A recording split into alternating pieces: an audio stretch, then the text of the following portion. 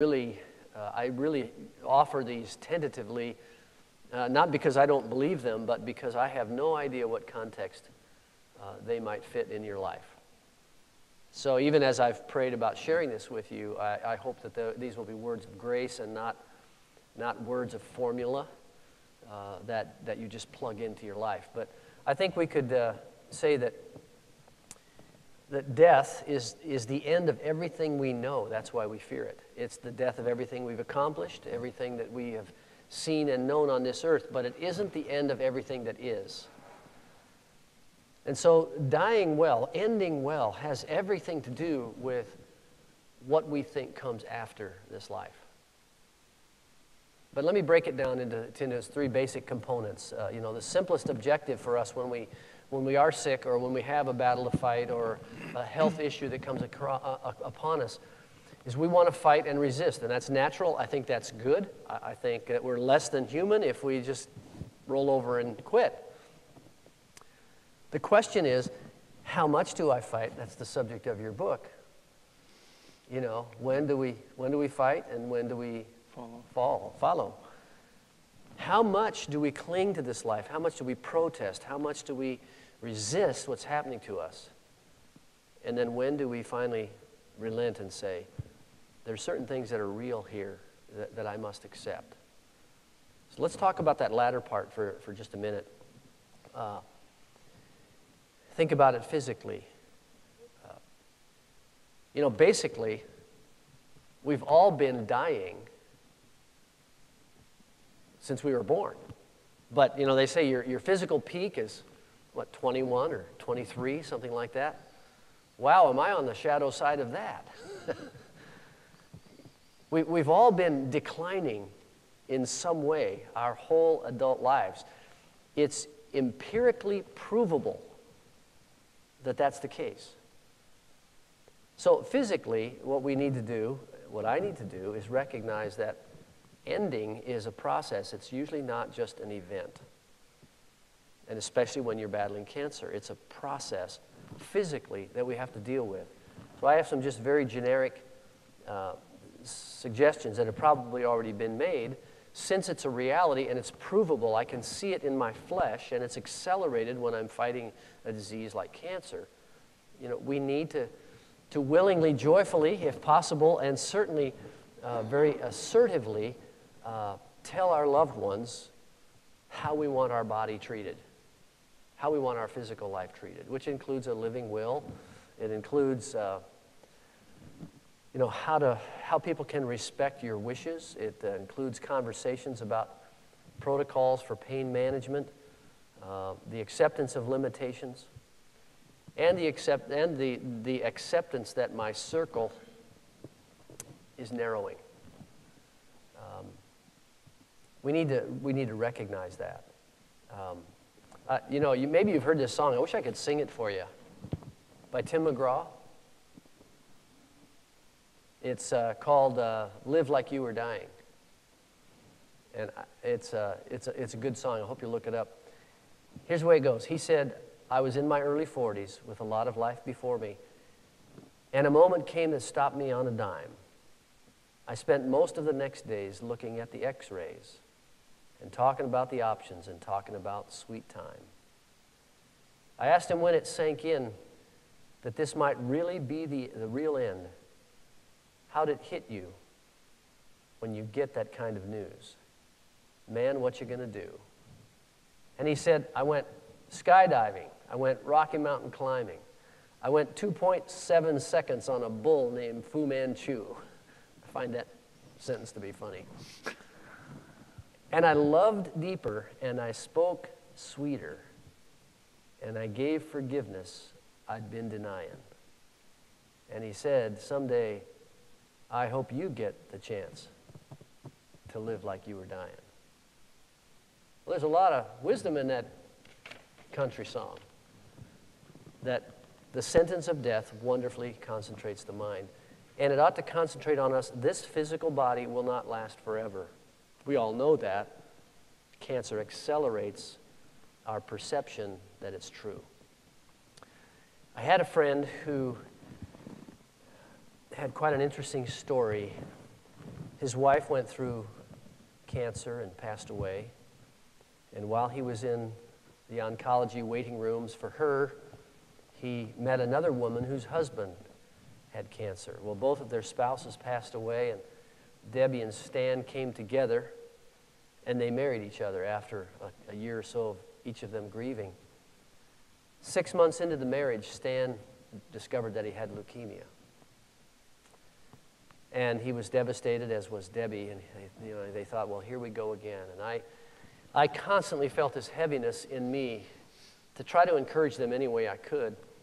One day I met Stan coming into church, and I said, Stan, how you doing? And he said, well, I learned an important sentence last night. He said, I've been waking up every day in this heavy, dark, kind of funky depression, asking myself the question, am I going to live or am I going to die? And he said, that's the wrong question for me. He said, now I'm waking up in the morning and I'm asking myself the question, am I alive or am I dead? And while I'm alive, I'm going to live. Now, he saw his physical body fading, but his spirit came alive.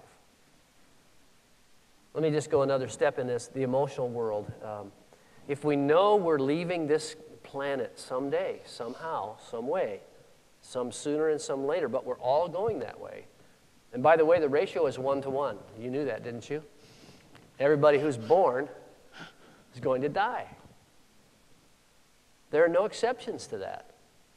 So let's stop trying to fool statistics and our own emotions. So emotionally, it's incumbent upon us to settle as many debts as we can. And some of them will not be repaid by us or during this life, but we can settle as many debts as possible. I'm not talking about financial ones. Well, that may not be a bad idea if that's part of the emotional aspect. But in the Bible, there's some interesting things that are so real, whether you are a follower of Jesus or not. I don't think you can deny the beauty of this counsel. He says that we should learn how to bless instead of curse. We should learn how to forgive instead of blame. We should learn how to affirm instead of asking more of people than they can possibly give. Emotionally, if I'm not taking any of this with me, it's essential that I use the time I have, the life I have, and the spiritual and emotional strength I have to extend myself to others. And it may seem like, well, that's impossible. I need so much help. But if there's anything I've observed, again, this is in general, so I don't want to make it sound like it's automatic. In general, people who are struggling with a serious health issue see their life circle narrow, but what becomes most clear to them is their relationships. What's the health of those relationships? And if you're a dad or a mom, you can still bless your children, even if you have tension in that relationship. You can write the note, you can send the email, you can leave the card, you can journal. And in that, emotionally, you can leave as much in this world, even after you're gone, as what you've done before in the previous part of your life. And then, so there's the physical, there's the emotional, and the spiritual. You asked a simple question. I'm giving you a long answer. It's a very good answer. There's the spiritual. And that is to develop your inner life. I was on a bicycle trip this summer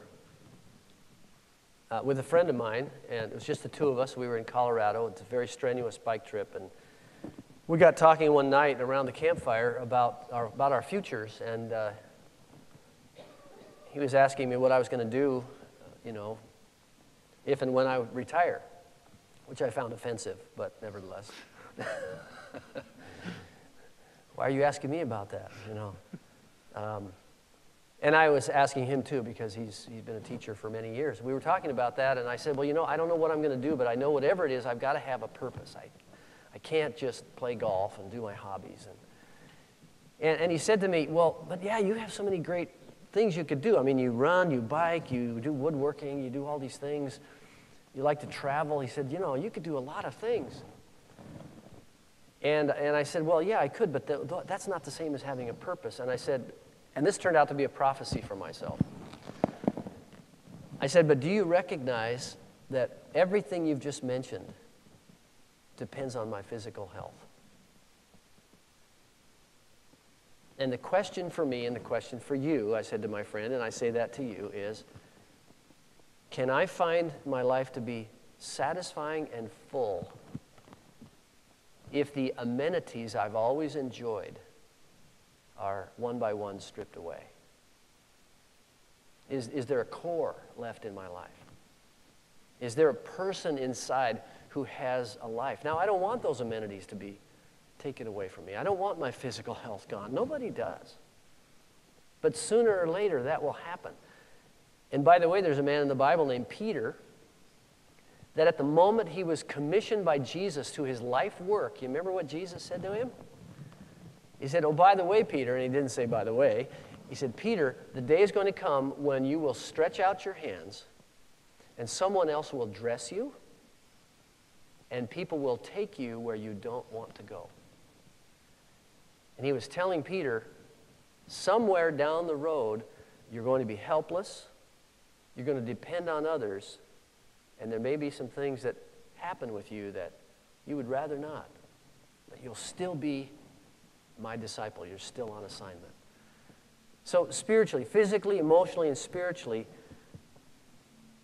we need to prepare for this. And spiritually, I need to cultivate that inner life and feed my mind and my heart and ask myself the question, what happens when some of these wonderful amenities that I've enjoyed my whole life and we've enjoyed as an American society, when these are no longer a part of my life?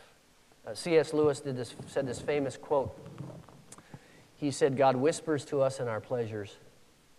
He speaks in our conscience, but he shouts in our pains. It's his megaphone to rouse a deaf world. And we know that. No matter how little or great our pain has been, we know that's true. Well, God is calling in our pain. And he's calling not to leave us in some vacuum, some silent echo. He's calling because he's there. He's real. And there are many ways to access the strength and the power that he has for our lives. And I'm saying this as a civilian. I have not fought the battle that you are fighting. I'm saying this, however, as a close observer to the combat.